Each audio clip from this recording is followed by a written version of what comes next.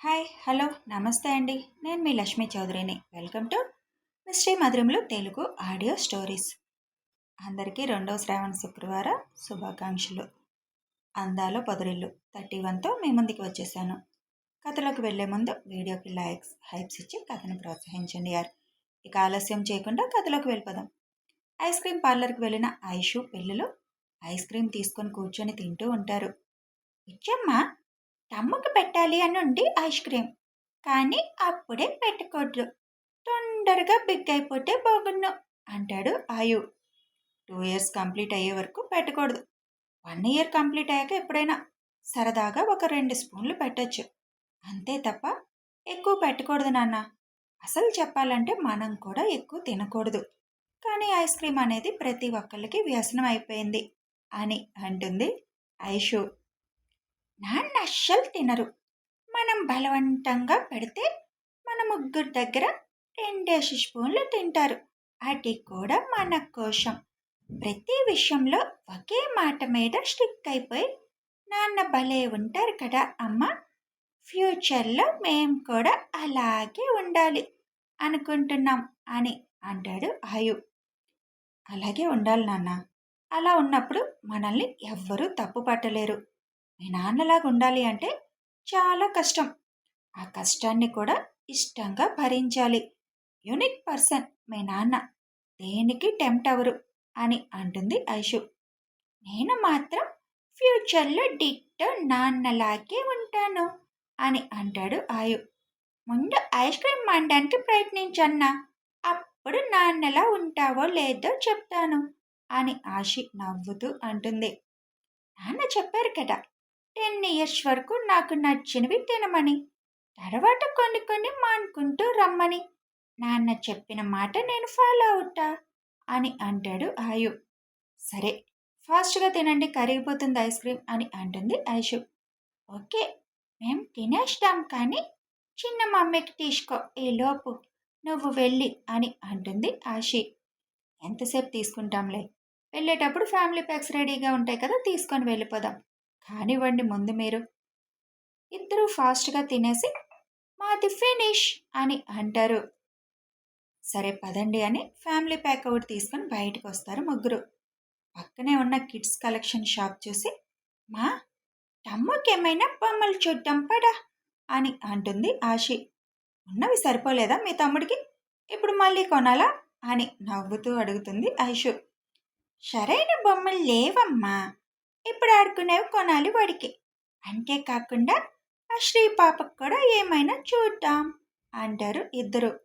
మరి ice cream తీసుకున్నాంగా, వెళ్దాంలే అంటుంది ఐషు. అది కార్లో పెట్టే పిచ్చమ్మా, ఇంటికి వెళ్ళాక ఫ్రిడ్జ్లో పెడితే సరిపోతుంది అంటుంది ఆశి. టైం ఇంకా 4:30 అవడంతో సరే పదండి సరదాగా చూద్దాం అని షాప్ ఎదురుగానే పార్కింగ్ ప్లేస్లో పార్క్ చేసిన కారులో అది పెట్టేసి కిడ్ కలెక్షన్లోకి వెళ్తారు ముగ్గురు. రోడ్డు క్రాస్ చేసి నడుచుకుంటూ వస్తున్న గిరి కారులో ప్యాకెట్ పెట్టేసి పిల్లలిద్దరినీ కిడ్స్ కలెక్షన్లోకి తీసుకువెళ్తున్న ఐషుని చూస్తాడు. పిల్లలిద్దరినీ చూడగానే, భలే ఉన్నారే లడ్డుల్లాగిద్దరు, బాగా డబ్బున్న ఫ్యామిలీలా ఉంది, ఆ కారు చూస్తేనే అర్థమవుతుంది, మనకేమైనా వర్కౌట్ అవుతారేమో అని అనుకుంటూ గిరి కూడా కిడ్స్ కలెక్షన్లోకి వెళ్తాడు. పిల్లలు ఐషు ఎటు వెళ్తే అటే వెళ్ళడం మొదలు పెడతాడు గిరి. తమ వెనకే వస్తున్న గిరిని గమనిస్తుంది ఆశి. తను వెనక్కి తిరిగి చూసినప్పుడల్లా గిరి ఐషు వైపు చూడడం చూసి, అన్నా, మనం లోపలికి వచ్చిన దగ్గర నుంచి మన వెనకే ఒకడు వస్తున్నాడు, పైగా అమ్మని చూస్తున్నాడు, వాడిని ఒక పట్టు పడదామా అని చిన్నగా అంటుంది ఆశి. అవునా, నేను కూడా ఒకసారి గమనించి అప్పుడేం చేయాలో ఆలోచిద్దాం అని అలాగే బొమ్మలు చూసుకుంటూ ముందుకు వెళ్తుంటే గిరి కూడా వాళ్ళ వెనకే రావడం ఆయు కూడా గమనించి, నిజమే, వాడి చూపంతా మన ముగ్గురు మీదే ఉంది అని అప్పటికప్పుడు ఏం చేయాలా అని ఆలోచిస్తూ ఉంటారు ఇద్దరు. గిరి ప్లాన్ వేరేగా ఉంది. ముగ్గురిని ఫాలో అవుతూ పిల్లలకి ఏదైనా ప్రమాదం జరిగేలా సృష్టించి కాపాడినట్టు నటించేసి సింపతి కొట్టేసి డబ్బులు నొక్కాలి ఐషు దగ్గర అని ప్లాన్ వేశాడు. ఐషు పిల్లల్ని వదిలేసి పక్కకు వెళ్తుందేమో, అందరిలాగా ఏమీ తెలియని పిల్లలు అనుకొని తన పని తాను చేయొచ్చు అనుకుంటున్నాడు. కానీ ఆ షాప్లో ఏం ప్రమాదం సృష్టించాలన్నది వాడికి అప్పటికే అర్థం కాలేదు. అందుకే వాళ్ళ ముగ్గురిని చూస్తూ ఆ షాప్ అంతా కూడా కలియ చూడడం మొదలుపెట్టాడు. అలా చూసిన గిరికి ఒక దగ్గర పిల్లలు ఆడుకునే సైకిల్స్, కార్స్, స్కూటర్ మోడల్స్ ఉండడం గమనిస్తాడు. వాటి మీద పిల్లలు పడేటట్టు చేస్తే దెబ్బలు ఎలాగూ తగులుతాయి.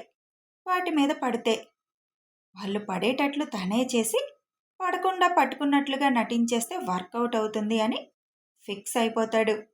కానీ వాళ్ళు అటువైపు వెళ్లకుండా మామూలు బొమ్మల సెక్షన్ వైపే వెళ్ళడం గమనించి అటువైపు వెళ్తే బాగుంటుంది, ఈ వయసు వాళ్ళు వాటితోనే కదా ఆడుకునేది, ఈ చిన్న బొమ్మలు వీళ్ళకెందుకు అని ఆలోచిస్తూ ఉంటాడు గిరి. ఆయు వాళ్ళకు కూడా ఆ స్కూటర్ సైకిల్స్ అన్నీ ఒక దగ్గర ఉండడం చూడగానే వెంటనే ఇద్దరు గుసగుసగా మాట్లాడేసుకొని, మా అక్కడ చూడు, అవి చూద్దాం రా అని అడుగుతాడు ఆయు. అవి మీకున్నాయి కదా నాన్న? ఒకటి కూడా కాదు, ఒక్కొక్కళ్ళకి 3 ఉన్నాయి.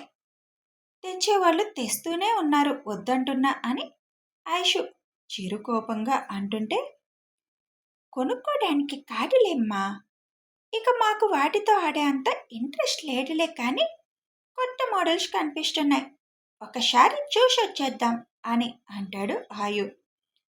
అన్నా, వాడి అమ్మ వైపు చూస్తున్నాడు, నాకు నచ్చట్లేదు అసలు, వాడి గుడ్లు పీకేయాలనిపిస్తుంది అని మొదలు పెడుతుంది ఆశి. వాడి మూటి పచ్చడయ్యేలా చేద్దాం, బోర్ల పడ్డాడనుకో ఆ సైకిల్స్ కొన్న హ్యాండిల్ ఏదో ఒకటి వాడి మొహాన్ని డ్యామేజ్ చేసేస్తాయిలే. ఐషు కూడా గమనిస్తుంది గిరి తమ వెనకాలే రావడం. ఐషు చూసినప్పుడు తలపక్కకి తిప్పేసుకొని ఏవో బొమ్మలు చూస్తున్నట్టు చూడడం, మళ్ళీ ఐషు ముందుకు తిరగగానే వాళ్ళని చూస్తూ ఉండడం. ఇదంతా ఐషు 2-3 సార్లు గమనిస్తుంది. వీడేంటి తేడాగా ఉన్నాడు, మమ్మల్ని ఫాలో అవుతున్నాడు, ఏంటో చూడాలి వీడి సంగతి అనుకొని, ఇక వెళ్దామా బంగారాలు అని అడుగుతుంది ఐషు. అవి ఒకసారి చూసేసి ఇందాక మనం చూసినవే తీసేసుకొని వెళ్ళిపోదామమ్మా అని అంటాడు ఆయు. ఇప్పుడు అవి చూసినా మనం కొనం కదా, అవసరమా అంటుంది గిరి చూపుకి విసుగు వచ్చి. చూసినంత మాత్రాన తప్పులేదు కదా బుజ్జమ్మ, ఎలాగో వచ్చాం కదా, చూద్దాం అని ఐషు చేయి పట్టుకొని ఇద్దరు అటువైపు తీసుకువెళ్తారు. వాళ్ళు అనుకున్నట్లుగానే గిరి ప్లాన్ కూడా అదే కాబట్టి వాళ్ళ వెనకే వస్తాడు. వాళ్ళ వెనకే వచ్చి వాళ్ళని చూస్తూ నిలబడ్డ గిరిని చూసి ఇక ఐషు ఊరుకోలేక, ఏం కావాలి నీకు, మా వెనకే తిరుగుతున్నావు అని అడుగుతుంది. ముందు తడబడతాడు కానీ, మీ వెనకెందుకు తిరుగుతున్నాను మేడం, ఇది బొమ్మల షాప్, నేను బొమ్మల్ని చూస్తున్నాను అని ఆయు ఆశి వైపు చూస్తూ అంటాడు. చూడాలంటే ఇంకా చాలా ఉన్నాయి, అటువైపు వెళ్ళొచ్చుగా, మేము ఎటు వెళ్తే అటే ఎందుకు వస్తున్నాం? ఇది ఇంకా బాగుంది మేడం, బొమ్మల కోసం వస్తున్నాను కానీ మీకోసం కాదులేండి, అయినా మీరు కూడా బొమ్మలాగే ఉన్నారు అనుకోండి, కానీ నేను బొమ్మలు మాత్రమే చూస్తున్నాను, మీకు అంతగా అనుమానంగా ఇబ్బందిగా ఉంటే మీరు పక్కకు వెళ్ళండి అని అంటాడు గిరి. అలా అంటే ఐషు చిరాక్తో పక్కకు వెళ్ళిపోతుంది. పిల్లలు అక్కడే ఉంటారు అనుకున్నాడు గిరి. వాడితో ఆర్గ్యూ చేయడం ఇష్టం లేక, చేసిన అలాంటి మూర్ఖుడితో అనవసరమని వెళ్దామా అని ఐషు పిల్లలతో అంటుంది. బుజ్జమ్మ, నువ్వు వెళ్ళి ఇందాక మనం సెలెక్ట్ చేసిన బొమ్మలకి మనీ పే చేసేసాయి, మేము చూసేసి వచ్చేస్తాం ఈలోపు అని అంటారు ఆయు ఆశి. గిరి చూపు చాలా చిరాగ్గా ఉండడంతో, త్వరగా వచ్చేయండి బంగారాలు అని చెప్పి అక్కడి నుంచి విసుగ్గా ముందుకు వెళ్ళిపోతుంది ఐషు.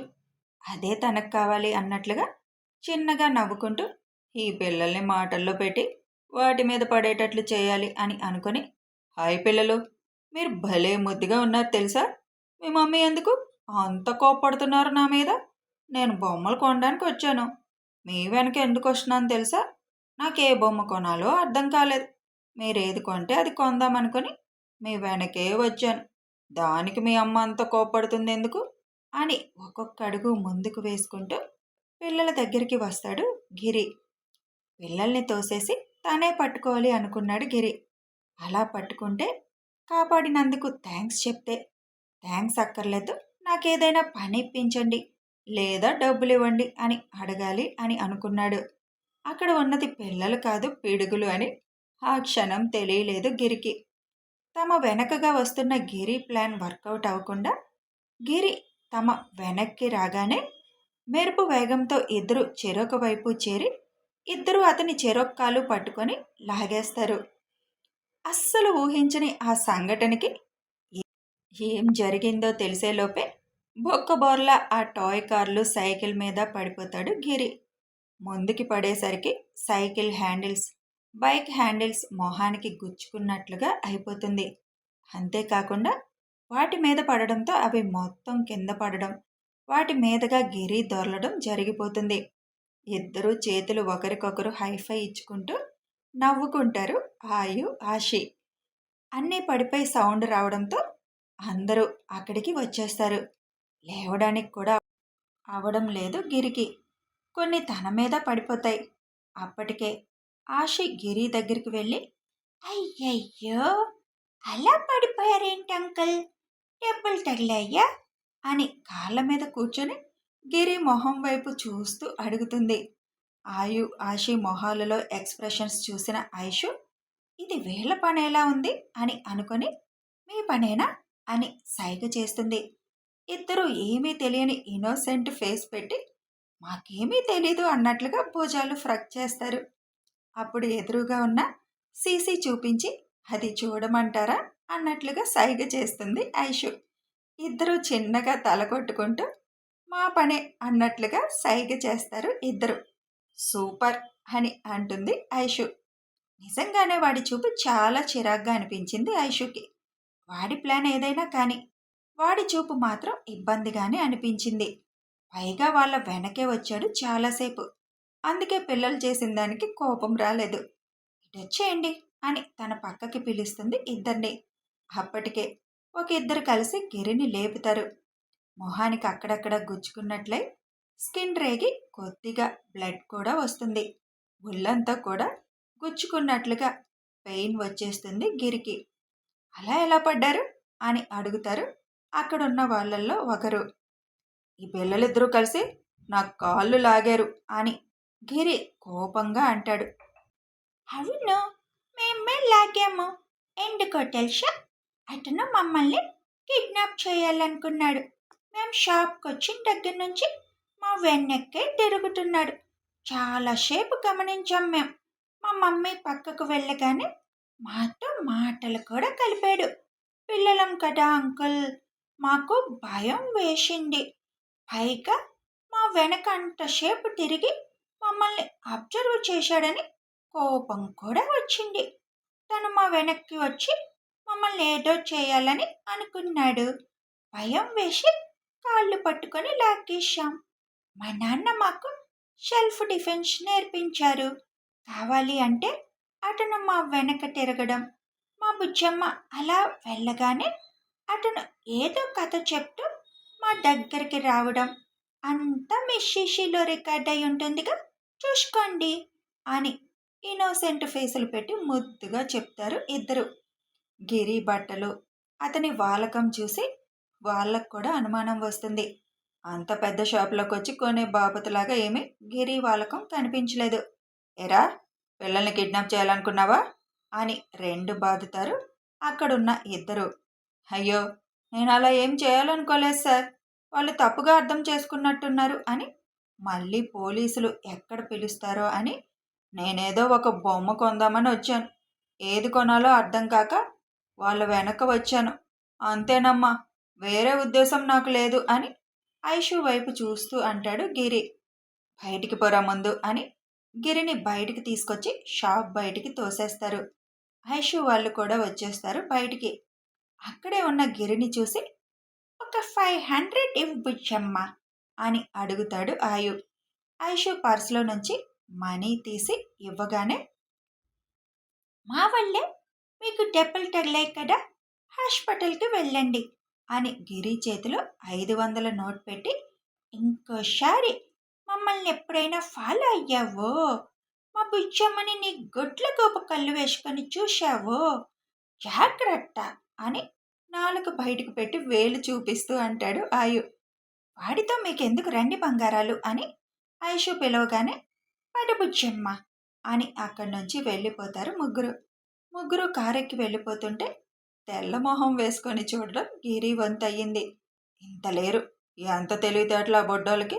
నన్నే బోల్తా కొట్టించారు. ఈ రోజుకి ఫుడ్కి ఎలాగో వచ్చాయిలే, దెబ్బలు తగిలితే తగిలాయి అనుకొని అది జోబులో పెట్టుకొని వీళ్ళిద్దరిని ఎక్కడ వెతకాలి అని అనుకుంటూ ఉండగా తన ముందు నుంచి వెళ్తున్న బస్సులో వాసంతి కనిపిస్తుంది గిరికి.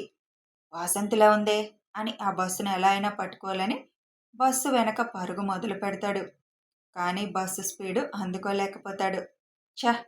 ఆ బస్సు ఎటు వెళ్తుందో పేరు కూడా చూడలేదు.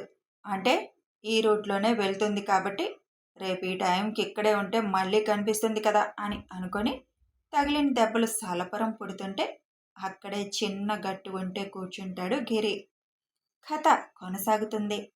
మాటి మాటికి బృందావనం ఇంటి సభ్యులతోటే గిరికి గొడవ అవుతుంది. మరి ముందు ముందు ఈ గిరి అసలు ఏం చేయబోతున్నాడు?